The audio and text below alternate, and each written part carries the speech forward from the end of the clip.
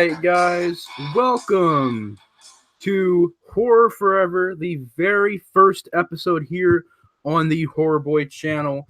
And today I wanted to do something special and get my very first guest here on the show. And it's one of my best friends. I've done an endless amount of videos with him because he's such an awesome person, and I really enjoy his content.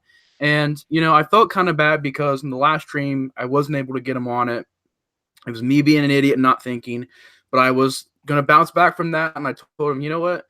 I'll get you on Horror Forever to be the very first guest here on the show. And so I did that, and so this is the very first episode. Now, like I mentioned in the previous stream I did, basically this series is going to be me interviewing a lot of horror content creators here on YouTube, various horror channels, whether it's movie reviewer channels, animation video channels, or really any kind of horror content. I want to try and get as many interviews going as possible, and I want to do this because one of my main goals of this stream and show is to kind of get the community kept together and to get the community more familiar with everybody's channel. And today, the very first guest on Horror Forever, it's a very special episode because we've got Dahmer in the house. Welcome, my friend, to the stream. Quite. I really do thank you for letting me be on this. It is no problem, doctor. But my friend Gideon here is a really good friend of mine. He does really awesome videos, great voice work. Really inspired me to do audio dramas and voiceovers and voice acting. He's really a really big inspiration for me, and I've always been really inspired by his content. So I want to thank him for being on the show, and I just want to say that you're a really awesome guy, man. And how's it feel being here, and how is your night going so far, man? Pretty good. I really am having a really calm night. I really enjoyed you kissing me the first minute, but just I respect it. I really do thank you for that. And it's been a pretty good day. It's been around here watching, I don't know, fucking Maniac and Slaughter High, which I love those old films. Slaughter High kicks ass. It does. I don't get the ending. And ripping off my friend Steve real quick, I'm going to crack open a Coca-Cola signature drink for the stream. Sorry, Steve. I had to rip you off on that, and you did not license it, so I'm not breaking any laws. So I'm so sorry, Steve, but you are still very, very awesome. He ripped you off, my friend. Cheers to Steve, cheers to Gideon, and cheers to the entire horror universe tonight. You're here. With the Coca-Cola. And I kind of want to make every stream kind of start out the same with the ultimate question. And that is, what is your favorite horror film and what made you enjoy it so much? That is so hard, man. There are so many. Damn it. I apologize.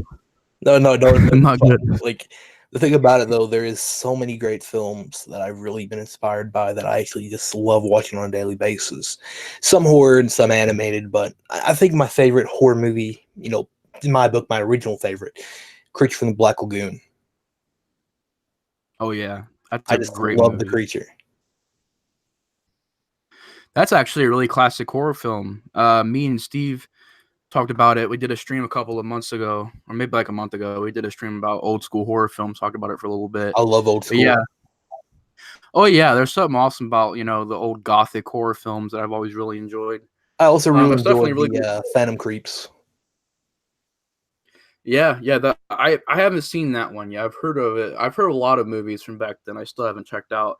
Like, for some reason, I want to check out a really cheesy sounding movie called Attack of the Killer Leeches or whatever. Oh, I love that. I recently picked that up at the flea market. Oh, really? So iconic because I got it sitting over here in my DVD collection. Oh, that's awesome, man. Yeah. I was really wanting to see that and the Attack of the Killer Shrews as well. Oh, that's a good one. Sounds that's a good one. Those little puppets. And then one I kind of want to sit down and watch, Yeah, like I was looking at some clips of it. And I'm like, I gotta see this movie, man. This movie is amazing. It's creepier in color. It sounds like something dying. I think I seen Nosferatu in color and with sound. And it was so weird. Yes, it was like so weird. It's so weird. It was good, but it's so weird. I love Nosferatu. Just I think when you think about horror, you automatically think of the scene where you see him like walking up the stairs and his shadow's like lynching, and I'm just amazed by that shot. That shot gives me chills because I want to recreate something like that. Yeah, I think what they really did successfully in that movie was using like shadows to creep you out and stuff like that, like Yeah, darkness. It was it's really well very done. creative, and that's what I really love about it. Yeah, me too, man. So as you guys know, Gid Dahmer here does a lot of work. I want to give all of his work a big shout out, and kind of wanted to ask you about like what made you want to start making, your own movies, coming up with your own concepts, kind of being using those creative juices. What made you kind of wanted to do that, like making your own kind of stuff? It's Like sort of what a very long inspired? story. Hey, we got Um, all night, bud. I got a lot. I you got a just sat few here for more like folks. 5 hours talking about my favorite cats, like my Like, favorite oh cat. yeah, on the next question. My cat is favorite. Like, My favorite cat is Calico. all right, Um, we're on the next one. but truthfully, I really don't really remember how I really got started. Was I guess kind of to my dismay, I have to say that I have to thank my dad and my grandma for that. Because my mother was always afraid of zombie movies. She hated the original Night of the Living Dead and Return of the Living Dead with that dog. She just hated that. Like every time I would mention it to her, because like I would hear these films in my household that was like sort of like the films that should not be named, and I was like kind of restricted from watching them until I kind of got pretty much until my age of 14 and 15 was when I was able to come over to my aunt's house a lot during the weekends, and she would pick up all these older horror movies for me, like the classics like Texas Chainsaw and The Ice Cream Man starring Clint Howard, which is a really low budget kind of 1980 film, which a lot of people overlook, but I just really enjoyed it. And something struck me so hard was one of the movies that I have to say that really inspired me big time was The Monster Squad. My grandma had that movie everywhere for me. And I would just sit in the car on the little portable DVD player watching that when we went to McDonald's and just chilled out. And I was just like, this movie's so awesome. I want to make movies one day. And here I am still doing stuff here. Wow, man, that's incredible. Um, yeah, I mean, it's really awesome to see guys like you who take really big passion with their work, and Thank you. Thank you. it's no problem. It's no problem. I really do want to say that because I've met all kinds of people over the years that have been making horror content, and it's always cool to see people kind of creating their own thing. And I think the thing that's really interesting about your channel is that you do a lot of voices, but you do them really well. Like most of the time when you do the Mark Hamill Joker voice, I really cannot tell the difference between that and Mark. I'm not even trying to over exaggerate it. I'm serious. Like you It do a still needs spot. work. It still needs work, though.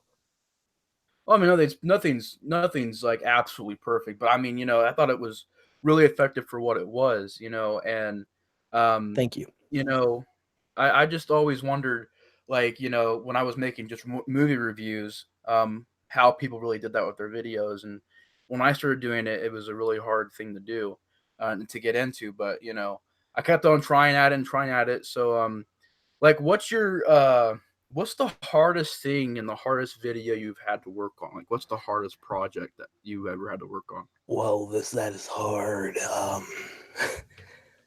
This one may be a little bit long as well, but it's got a pretty good payoff. The longest thing I've been working on has been a project I've been working on for about 4 to 5 years, and this is going to be my first ever full-length horror film called The Pale-Faced Mutilator. But the name sounds kind of generic, but I just thought of it one day when I was cleaning out my closet because I had a bunch of clown masks laying everywhere, and it went through like so many different like development hells that it's still a little bit into there right now, but I've been writing the script for it. I've been really enjoying it, which I'm pretty much what I'm going to do after, like, later on tonight after we have our little fun, Nate. Not sexually, you perverts. Are you sure about that? No. But yeah. We're kidding. Yeah, we're kidding. We're kidding, you goofs. But yeah. The thing about this film though was I want to create something that's sort of like a grindhouse film that has that feeling of dirtiness and just disgusting.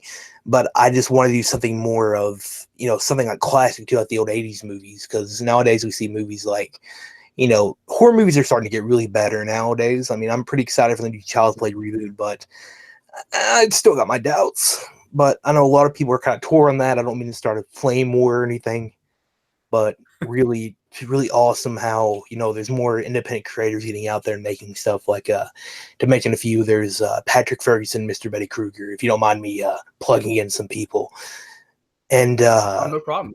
Jimmy Screaming Claus, who's a acquaintance of mine who really inspires me a lot due to his like sick and twisted animations. And a couple other people like you, Nate. Nate has been working on a Blair Witch film for a while, and a lot of my friends around me give me my inspirations because like I really respect them, and it really makes me feel like I'm not alone when I'm trying to achieve something. Like this movie had gone through so much of my own traumatic pains from my childhood and more of the bullying that happened to me back in freshman year of high school. And with this film, I wanted to make something more of originality. Like I wanted to make something about this character that was beaten and abused as a child, and was rose up to be some sort of insane, like Kane Hodder type killer, like a Hatchet or something. Because I've always loved Kane Hodder and just the way it was. And I'm a little bit overweight, but I've been trying to get thinner and build up my body mass so I can look dark and brutal as hell in my movie. But this Look on year, that body, man. Getting in yes, shape. realist body. Dahmer comes back. He's like, "Hey guys, name's Get Dahmer. I'm Hey back. guys, let me I'm smash. better than ever. I lift, bro. Bro, do you But even live, bro? do you even lift? Like the What's a thing about it bench? though was, but yeah, the Paleface Mutilator though, ending on that it is going to be made this summer. I mean, pretty much a couple weeks, and it is going to be a bloody mess. That's all I can say. Yeah, I was gonna ask you about that because I was around. I don't know if you. I hope you don't mind me talking about this, but I was around when the early production days were going, Yep. and you was showing the pictures and the clips. And I wonder, are you going to implement that old footage into the new project, or are you going to keep that kind of in I the old actually have a project? really good Are you? idea though. I don't mean to spoil the film here, but I can tell you all the plot synopsis pretty much is a couple friends go on a camping trip around the area of Martin where they are for the annual Killer Festival, which the Killer Festival is based around this legend of a boy who slaughtered his father, who was an abusive clown worker at a circus. And due to that murdering of teenagers and years of constant murders, it has brought in a strain of tourism in the area. And this year, they were going to camp out at the infamous cabin where the Paleface Mutilator supposedly lives. They find it abandoned and disheveled, which is say legends never die. Wow. I mean, that movie actually does sound pretty freaking good now. Man, you freaking hyped that really good. Now I'm like really wanting to see it.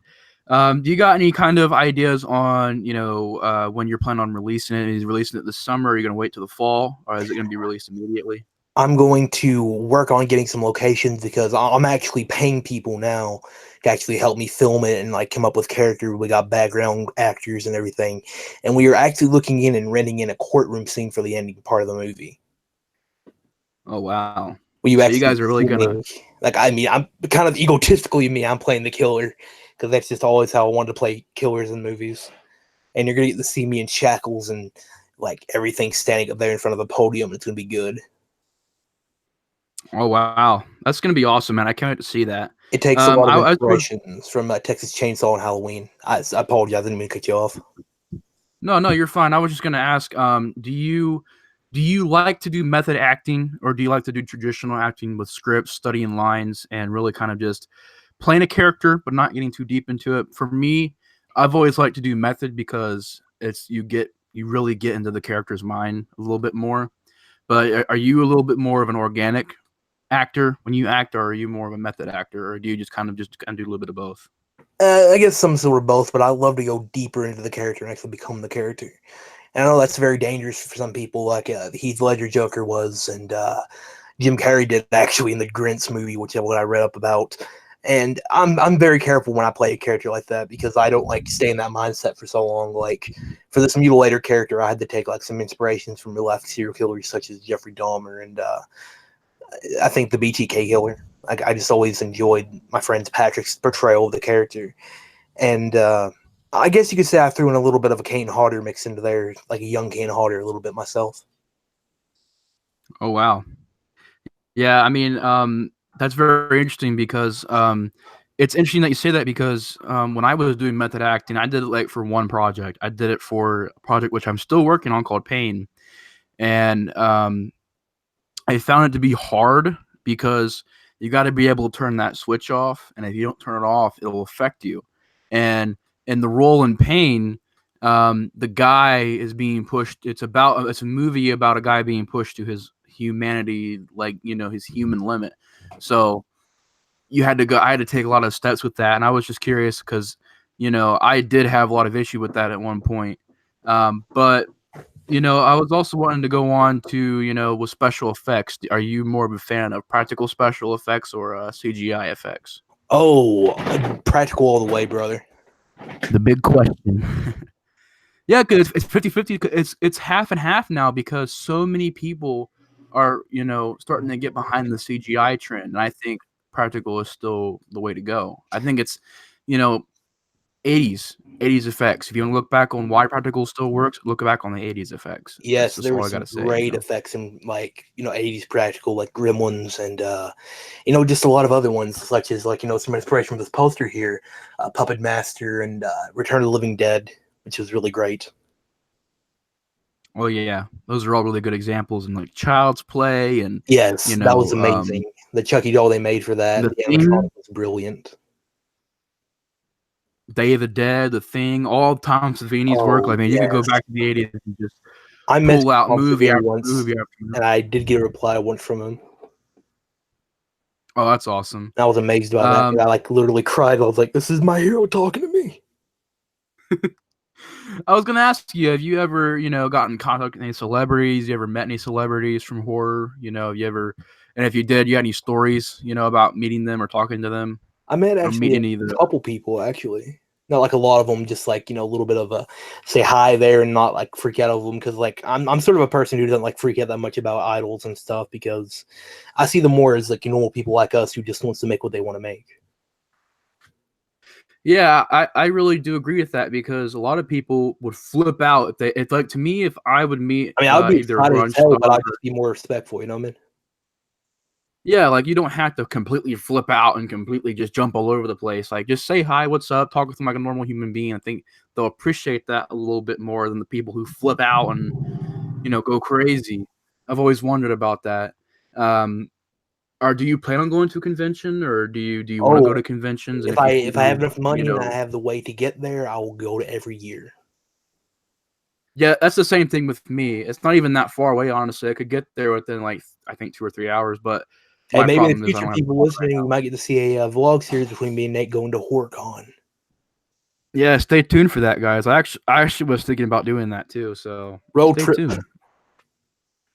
Road trip, baby. Hell yeah! Yeah, we see everybody else. They were like, "Oh my god, the gang's all here." Gang's all here. um, so when you make your content, when you first started, was it drastically different? Did you evolve over time? Did your channel Oh, kind of very, change throughout the very year? different my content because back, years ago when I first started YouTube, I didn't even know what it was because I tried to do it in the past so much. Like I was originally, y'all may cringe at this or something.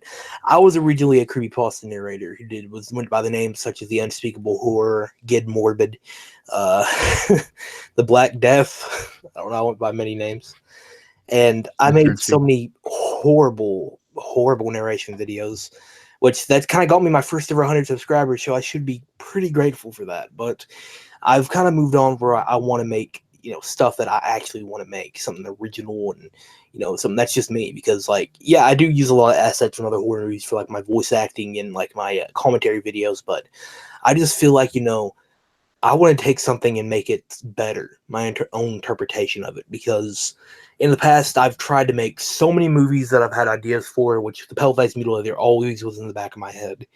And I'm hoping this year to actually make a fan film with my movie company I'm trying to start up. Oh, really? That's awesome, man. I wish you the best of luck with that, man. I think it'll pick up. He was telling me about that. He was doing a chat and he was telling me about that. I was really gonna just put out there that, and I just hope that it does it goes great and everything, and I need to make a I wish you the website. best of luck with that. I mean, I'm always an open actor, so I mean, if you guys have Hell any yeah. openings, Hell yeah. I'm desperate. I'm like the homeless guy at the edge of the corner for acting gigs. We'll do some good head choppings. All right, I want to say awesome prop, but I kind of second guessed that. I'm just joking. Um, so when it comes, let's start to another kind of subject here. What is your favorite kind of music? That is so hard. Very hard for me because I'm like a jack of all trades when it comes to that. Like, I guess it's according to the movies I feel in sometimes because like I usually switch on like stuff from the 40s and early 60s, such as like Four Seasons, Johnny Be Good, and like some other people. Like I know that's one song, people, but I don't know the other one. And just some of the classic stuffs. But I usually like listening to classic King Diamond and a lot of old classic rock, and I do some heavy metal, but that's just when I feel it. And a lot of Daft Punk. I like Daft Punk. Oh yeah, Daft Punk is awesome. That See, it stuff is sweet. always cool to meet people who have a colorful palette in music because usually people say, "Oh, I like country" or "I like rap." Mostly it's rap or I rock. cannot stand And country. oh, dude, Kill me. to me, country is the best. Of the old school stuff is the Country and best. Christian music. I cannot stand it. Oh god, so cringy, so cringy. I mean, literally, the reason I don't like so much of the new country is because it just repeats itself over and over. It's same thing Why with I rap, got but I stuck think in my pretty pink tractor. chewing tobacco. That's all it is, man. Chew tobacco, chew Drinking tobacco, beer. chew tobacco, spit. And there goes another copyright strike. I'm just kidding. They played it at my prom, and I was like, oh um. god. Oh no, did it? There is Oh, a that's the video of me worst. somewhere on YouTube of me dancing the Prince, though, at that night. Okay, at least you danced. At least you danced to something else other than chew tobacco, chew tobacco, chew You tobacco, see me like spit. I've going heard that song. insane. He's like this fat kid going on staying on the stage. He's dancing the Purple Rain all crazy like. And oh god, I don't know what happened to me that night. I drank so much Pepsi and everything, and I was just freaking out. I don't know. I ate like 50 cheese sticks. I was He just like, had that. Oh my god, he had that sugar and cheese hangover. I've never I heard of was just that dancing before. around like this, like Good Dahmer. Oh my god, literally. Like, I I'll send you just the video picture it later. now. That's like so awesome. Yeah, I went to like one dance in school and I just did not go back. I was like, man, this is so cringy. I couldn't dance either. I was trying to so hard, but We waited it till was the kind end of of the night to awkward. listen to our music because when everybody clears out, we're allowed to listen to any music we want. Yeah. It's kind of how it was at mine too. When everybody kind of just started spacing out to their own areas, like We start started listening to dancing to Rob their own kind of Zombie and stuff. like System of a Down. Yeah, no, that's some good stuff right there. That's Oh, it some really is. good stuff. To move on, like, what is? Do you have any idols? Do you have any people that you really look up to? Artists, entertainers, people that you really admire? You got any people that you really are inspired by? That's very hard for me. Like, I do have people who inspire me, but I don't really necessarily look up to them as idols because I believe that, nobody's really an idol. It's just us. We're people. And Yeah, absolutely. I'd have to say Jimmy Screamer Claus, Patrick Ferguson, Toe Hooper. Sadly, he's not with us anymore. And, you know, Charles Band, I really like the way he did his marketing and just released all these fucking horror movies, low budgeted. And, Lloyd Kaufman, like the owner of Trauma. I love him. Giving And everybody shout outs. oh yeah, he's great. I'd love to work with him. Like I saw on his website he was putting out like script ideas, and I was like, should I probably send him the Paleface Mutilator script and see if he likes it? I was like, this will be fucking Um, awesome. what do you think about all these this new wave of horror remakes coming out? You know, you got Child's Play, you had a reboot of Halloween, talking about Friday the 13th, Nightmare on Elm Street. I mean, what's your opinions on taking these 80s and 70s horror classic characters and kind of bringing them into the new age? Like, do you agree with it, or are you against it? Like, what's your thoughts on this whole new wave of old school horror coming back? Good. Hello?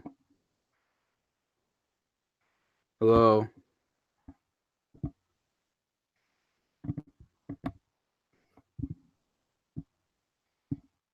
Hello?